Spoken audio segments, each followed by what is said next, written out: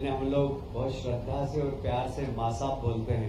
अहिल्याबाई होलकर जी की 300वीं जयंती के अवसर पर हमारे लोकप्रिय मुख्यमंत्री जी ने ये निर्णय लिया कि इस बार कैबिनेट इंदौर में हो और होलकर राजाओं के द्वारा निर्मित इस राजवाड़े के अंदर हम कैबिनेट करेंगे। निश्चित रूप से हम सब इंदौर ही नहीं, मालवा निमाड़ के लोग अपने आप को गौरवान्वित महसूस कर रहे हैं कि अहिल्या माता ने जहां तक का शासन था उनका, वहां के सब लोग माननीय मुख्यमंत्री जी को धन्यवाद दे रहे हैं कि उन्होंने आज कैबिनेट करके इस स्थान को महत्व दिया है।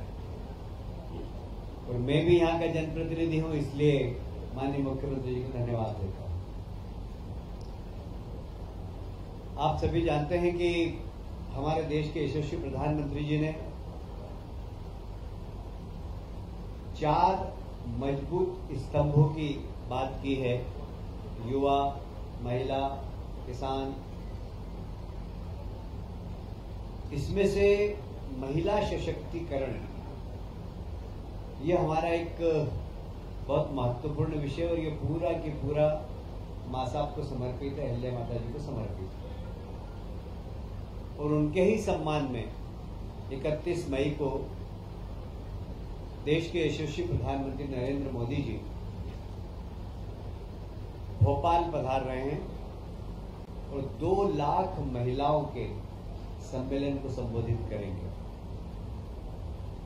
महिला सशक्तिकरण के लिए जो कार्यक्रम केंद्र सरकार और प्रदेश सरकार के द्वारा किए जा रहे हैं,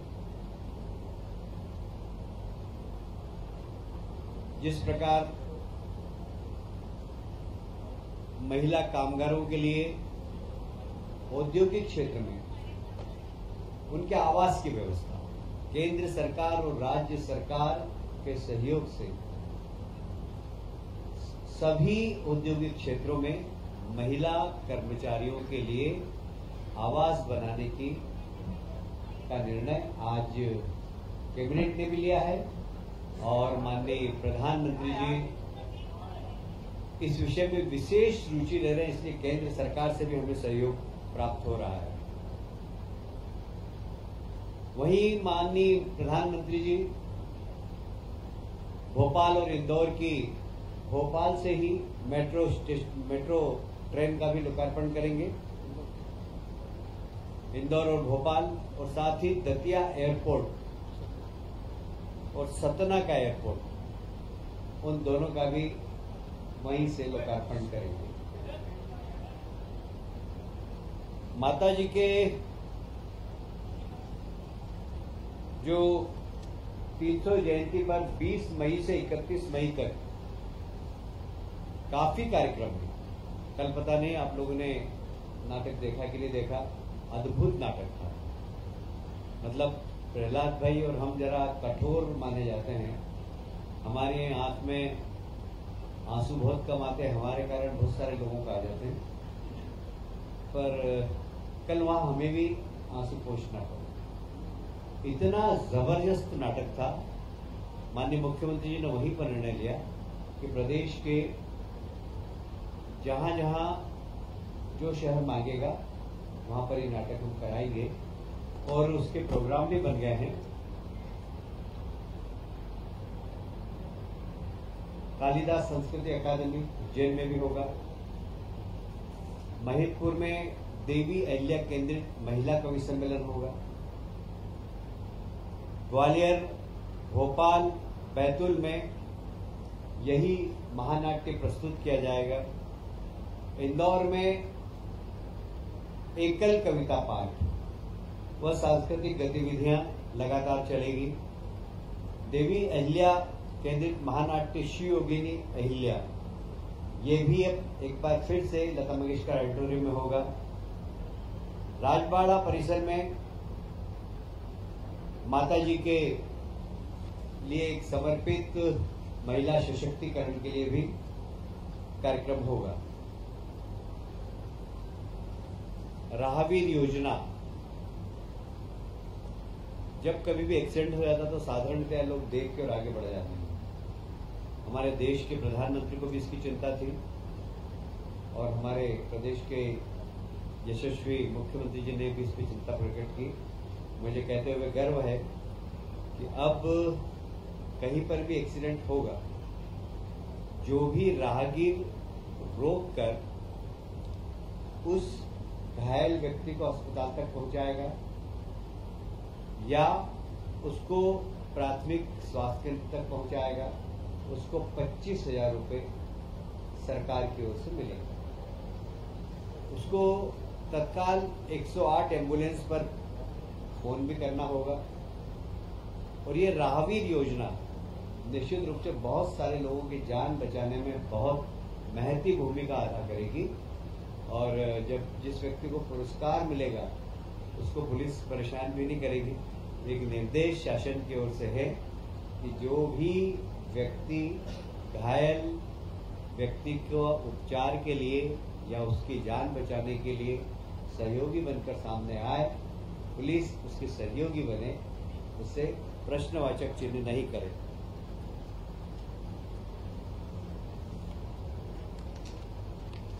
आप सभी जानते हैं कि हमारी सरकार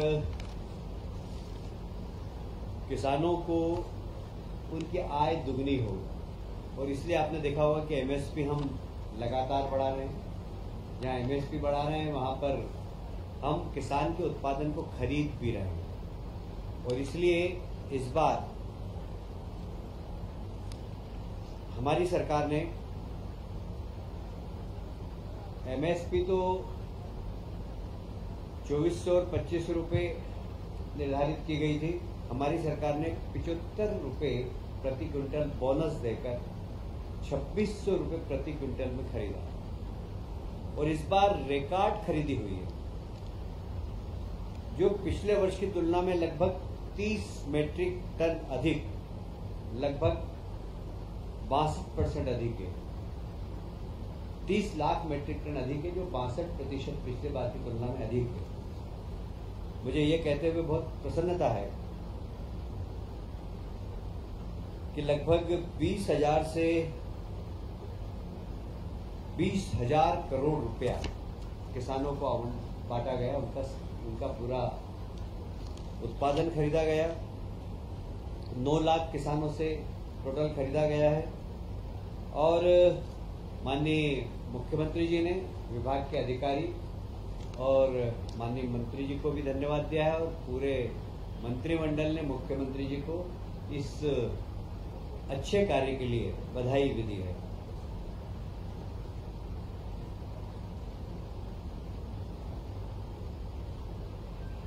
शायद आपको स्मरण होगा कि सीतामऊ में पिछले माह किसान सम्मेलन हुआ था, और इस किसान सम्मेलन का उद्देश्य, किसान समागम का उद्देश्य यही है कि कृषि आधारित उद्योग को हम बढ़ावा दें और आधुनिक खेती कैसे की जाए, साथ ही प्राकृतिक और ऑर्गेनिक खेती कैसे की जाए।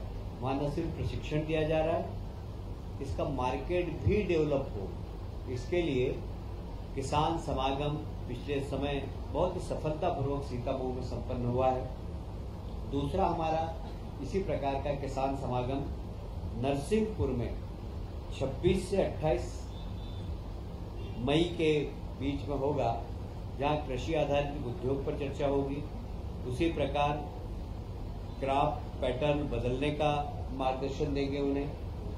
किसान उन्नत हो, किसान की आय डबल हो और ऑर्गेनिक और प्राकृतिक खेती की तरफ किसान जाए, इस दिशा में उनको प्रशिक्षण देने का काम इसमें होता है।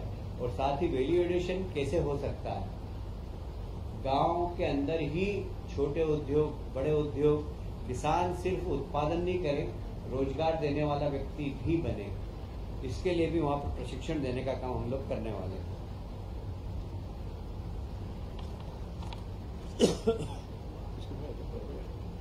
बहुत तेज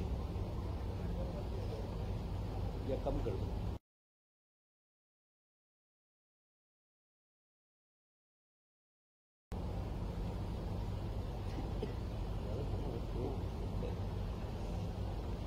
मित्रों, आप सभी जानते हैं कि शहरों का विकास बहुत तेजी से हो रहा है और कई बार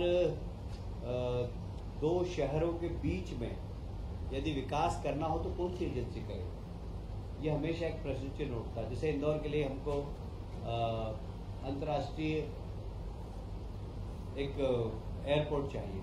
अब उस एयरपोर्ट को नगर निगम बनाए, कौन जमीन उसकी सिलेक्ट करे, इसके लिए बहुत ज़रूरी था कि एक ऐसी संस्था हो जो कि इस बारे में विचार करे, 2-3 शहरों के बारे में कैसे एक समेकित डेवलपमेंट और 2-3 शहर क्लब होकर विकास के बारे में सोचे। इसके लिए महानगर काउंसिल का एक, जब संविधान का 74वां संशोधन हुआ था उस वक्त संविधान में ये गाइडलाइन थी कि शहरों को एक महानगर परिषद बनाना चाहिए। तो हमने भी आज की कैबिनेट में महत्वपूर्ण निर्णय लिया है, जिसमें इंदौर, भोपाल, उज्जैन, जबलपुर, ग्वालियर मेट्रोपॉलिटन विकास प्राधिकरण बने। अब अभी एक हमने नियम का एक ढांचा बनाया है, उसके बाद इसमें कैसे हमें जनप्रतिनिधि को जोड़ना, जनप्रतिनिधियों के लिए काम, जनप्रतिनिधियों के मार्गदर्शन में काम करना। यह जब प्राधिकरण बना है तो इसका काम सिर्फ 2 संस्थाओं के बीच में गैप फिलिंग का है।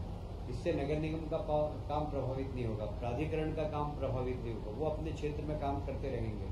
बाकी हम एक सहयोगी संस्था बनकर काम करेंगे और इसके चूंकि मुख्यमंत्री इसके चेयरमैन होंगे और इसलिए ये प्राधिकरण शहरों को व्यवस्थित विकास, जो जैसे अब इंदौर के आसपास हम बात करते हैं, इंदौर, उज्जैन, धार, कुछ हिस्सा देवास का, कुछ हिस्सा हम धार का, इसे सबको मिलाकर एक मेट्रोपॉलिटन काउंसिल बना रहे हैं और उसके पूरे समुचित विकास का, ट्रांसपोर्टेशन कैसा हुआ, 25 साल बाद वहाँ आवागमन कैसा होगा, कितने व्हीकल होंगे, तो हमें उस हिसाब से अभी से सड़कों का प्लान है। यहाँ पानी की आवश्यकता कितनी होगी, तो अभी से हम पानी के सोर्सेज के बारे में हम अभी से उसके बारे में सोचेंगे। ये समुचित मेट्रोपॉलिटन एरिया के अंदर पीने का पानी कितना लगेगा, यदि उस क्षेत्र के अंदर खेती है तो खेती किसान को पानी समुचित रूप से मिल सके, क्योंकि हमारे खेत को पानी देने का हमने संकल्प लिया। तो ये सब काम मेट्रोपॉलिटन काउंसिल करेगी और इसके 3 चरणों में इसकी कमेटी है। 2 चरणों के चेयरमैन मुख्यमंत्री होंगे, 1 चरण के मध्यम, तीसरी हमारी काउंसिल बनेगी, उसमें लोकल शहर के सांसद, कमिश्नर, सारे जनप्रतिनिधि होंगे। इसमें जनप्रतिनिधियों का मार्गदर्शन और जितने विधायक इस क्षेत्र के हैं वो सब कभी भी आकर किसी भी प्रकार का कोई सुझाव देना चाहें तो दे सकेंगे। कुल मिलाकर इसका उद्देश्य है कि 2 संस्थाओं के बीच में फिल अप द गैप, जो गैप भरने का एक काम करेगी और विकास तेज गति से इस दिशा में काम करेगी।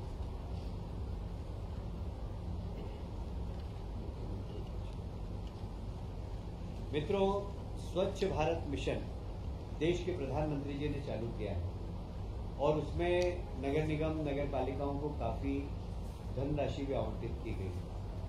अब जो भारत सरकार का स्वच्छ भारत मिशन में है 2.0 में बहुत सारे ऐसे प्रावधान है जो नंबर 1 में नहीं थे और इसलिए उन प्रावधानों की कमी दूर करने के लिए, जैसे मैं एक उदाहरण दूंगा कि पहले स्वच्छ भारत मिशन के माध्यम से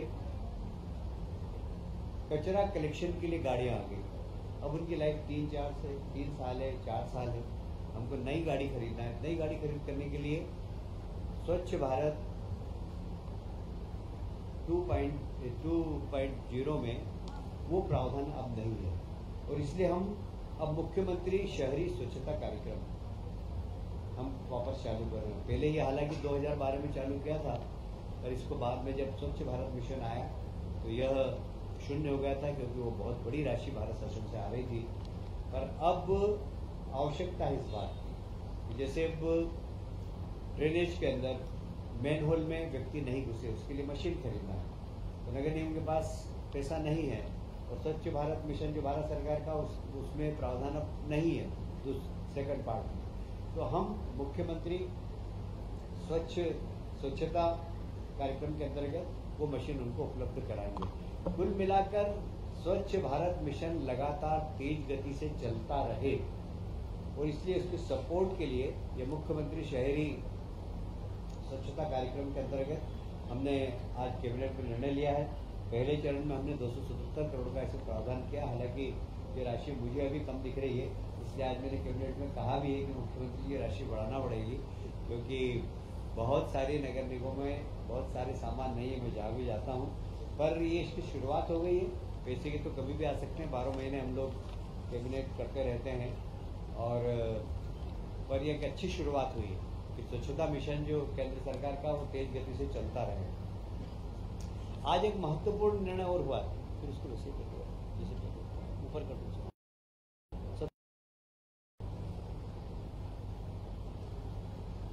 लोक माता देवी अहिल्या माता जी को समर्पित, क्योंकि आप सब जानते हैं लोक माता अहिल्याबाई ने उस समय रोजगार देने के लिए बुनकरों को महेश्वर में साड़ी बनाने का प्रशिक्षण दिया था, और आज भी महेश्वर की साड़ी विश्व विख्यात है। उनको ही समर्पित एक स्किल डेवलपमेंट का कार्यक्रम हमने फिर से प्रारंभ किया है। इस कार्यक्रम के अंतर्गत जरूरतमंद व्यक्ति को बैंक ब्याज से 1000 रुपये प्रति वर्ष की छूट दी जाएगी। साथ ही तो उसको ब्याज की छूट भी देंगे। योजना में 100 करोड़ का प्रावधान है। इसमें युवा, महिलाएं सभी सम्मिलित हो सकते हैं, और इस स्किल डेवलपमेंट के माध्यम से जब व्यक्ति रोजगार मूलक प्रशिक्षण प्राप्त करेगा तो कुछ रोजगार देने वाला भी बन सकता है। जैसे प्रधानमंत्री हमेशा कहते हैं कि रोजगार मांगो मत, रोजगार दो। यह योजना महिला हो या पुरुष, उनको रोजगार देने वाला बनाएगी। ये एक बहुत अच्छी योजना आज माननीय मुख्यमंत्री जी के नेतृत्व में कैबिनेट ने पारित की है, जिसमें हमारे बेरोजगार युवाओं को, विशेषकर महिलाओं को बहुत इसका लाभ होगा। आप सभी जानते हैं कि आदि शंकराचार्य जी ने पूरे देश में भ्रमण किया था, और एक सनातन धर्म के लिए एकात्मता के लिए, हिंदू धर्म की एकात्मता के लिए उन्होंने बहुत काम किया, और विशेषकर ऐसी मान्यता है कि ओंकारेश्वर में उन्होंने साधना की थी, और वहीं पर उनको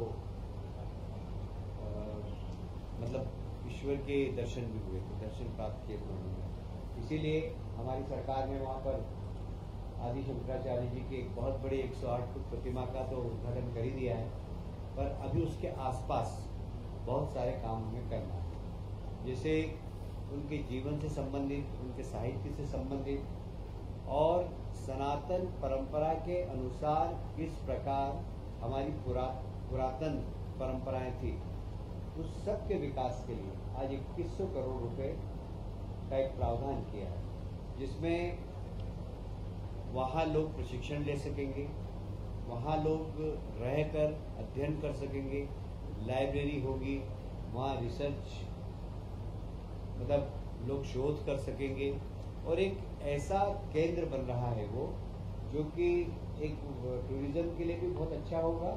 विशेषकर जो भारत की सनातन परंपरा को अगर जानना चाहता होगा तो दुनिया भर के लोग आकर वहाँ पर रह सकेंगे। तो उन सब के लिए छोटे हॉल, बड़े हॉल, मीटिंग हॉल, रहने की व्यवस्था, लगभग 1000 लोग वहाँ रह सकें, उस प्रकार की हॉस्टल भी बन रही है। वहाँ अलग अलग प्रकार की कुछ 5 स्टार टाइप कमरे बनेंगे, कुछ सामान्य कमरे बनेंगे। एक बड़ा संस्कृति केंद्र सनातन धर्म का वहाँ पर बनने जा रहा है। इसके लिए 2100 करोड़ रुपए आज कैबिनेट ने मंजूर किए हैं, और ये पर्यटन के क्षेत्र में बड़ी क्रांति लाए। जैसे कि उज्जैन में हमने महाकाल लोक बनाया, और उसके बाद वहाँ पर दर्शकों की संख्या लगभग 30 से 40 गुना बढ़ी है।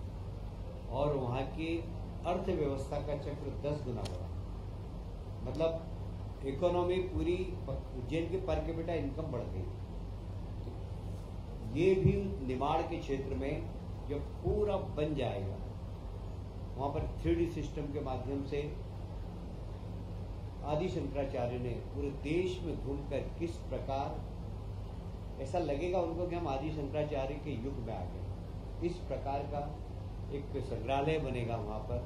लोग उसको निश्चित रूप से देखेंगे ही, जो जाएगा वो एक बार नहीं बार बार देखेगा, और सारे देश का वो आकर्षण का केंद्र बने, एक अच्छा पर्यटक स्थल बने। इस दिशा में हम काम कर रहे हैं। ये एक बहुत महत्वपूर्ण निर्णय आज कैबिनेट में हुआ है।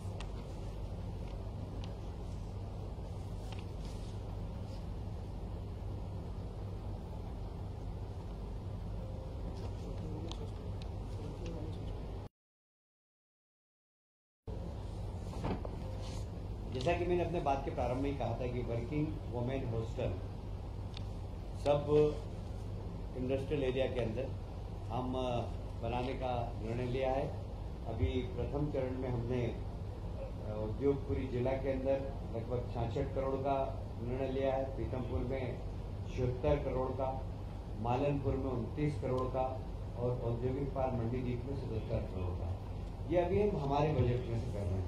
पर आज माननीय मंत्रियों ने भी सुझाव दिया और मुख्यमंत्री जी ने भी उसको माना कि ऐसा होना चाहिए कि हमें जो इंडस्ट्रियलिस्ट हैं उनसे भी बात करना चाहिए कि CSR में वे वर्किंग वुमेन हॉस्टल का निर्माण करें, और PPP मोड पर भी हम कर सकते हैं।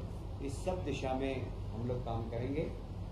खास करके औद्योगिक क्षेत्र में महिलाएं सुरक्षित रह सके, इसके लिए यह योजना प्रारंभ की है। एक और आज इंदौर को तोहफा दिया है माननीय मुख्यमंत्री जी ने। आप सभी जानते हैं होलकर नरेश यशवंत राव जी ने MY हॉस्पिटल बनाया था, और उसके बाद अभी तक उसमें बहुत बड़ा काम नहीं हुआ, छोटे मोटे जरूर एक्सपांशन हुआ है, पर इस बार वहां पर बहुत बड़ा काम होने वाला है। लगभग 773 करोड़ रुपया आज स्वीकृति दी। यह वर्तमान जो व्यवस्था है उससे लगभग डबल व्यवस्था हो जाएगी, और सब आधुनिकतम सुविधाएं उस हॉस्पिटल के अंदर होगी। हम कोशिश करेंगे कि यह हॉस्पिटल ऐसा बने जहाँ पे हार्ट का ऑपरेशन हो, जहाँ लीवर ट्रांसप्लांट का काम हो, इससे बड़े बड़े काम जिसके लिए लोग दिल्ली बॉम्बे जाते हैं, वो इस हॉस्पिटल में सारी सुविधा उपलब्ध कराएं। इसी प्रकार रीवा में भी लगभग 321 करोड़, जो अभियान जिला अस्पताल है उसके विकास के लिए 321 करोड़ रुपए आज स्वीकृत किए हैं।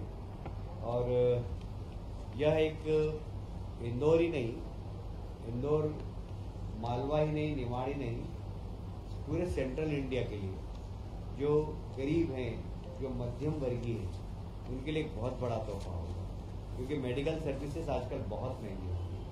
और इसी समय में हालांकि हमारे देश के प्रधानमंत्री ने आयुष्मान योजना के माध्यम से गरीबों को और मिडिल क्लास के लोगों को बहुत बड़ी सुविधा दी है, साथ ही 70+ के लोगों का भी आयुष्मान कार्ड बनाया है।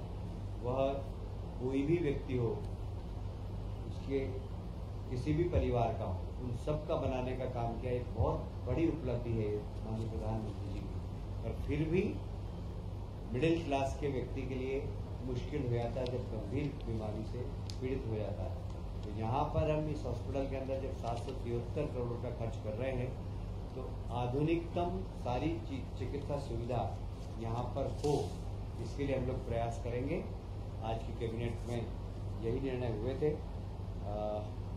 अभी लंच के बाद विकसित मध्य प्रदेश 2047 का एक रोड मैप के बारे में अभी हम लोग सब एक साथ बैठने वाले हैं। उस पर चिंतन मनन होगा, उस पर चर्चा होगी और उसको एक अमली जामा पहनाएंगे।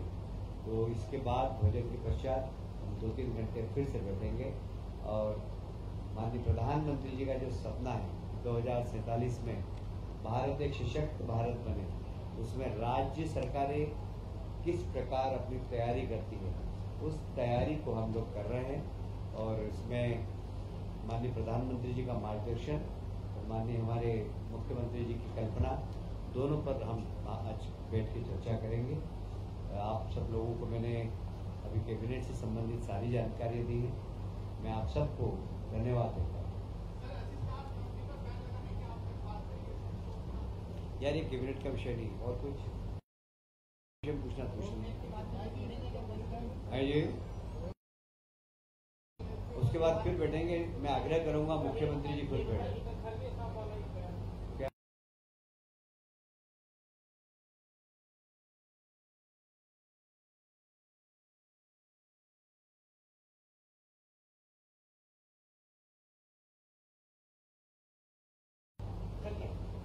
देखिए, खड़गे जी जो बयान देते हैं, हमें बहुत वरिष्ठ है, उनके बारे में कुछ टिप्पणी करूँ तो अच्छा नहीं, पर हमेशा एक बात का ध्यान रखना चाहिए, कोई सा भी राजनीतिक दल कि नेशन फर्स्ट।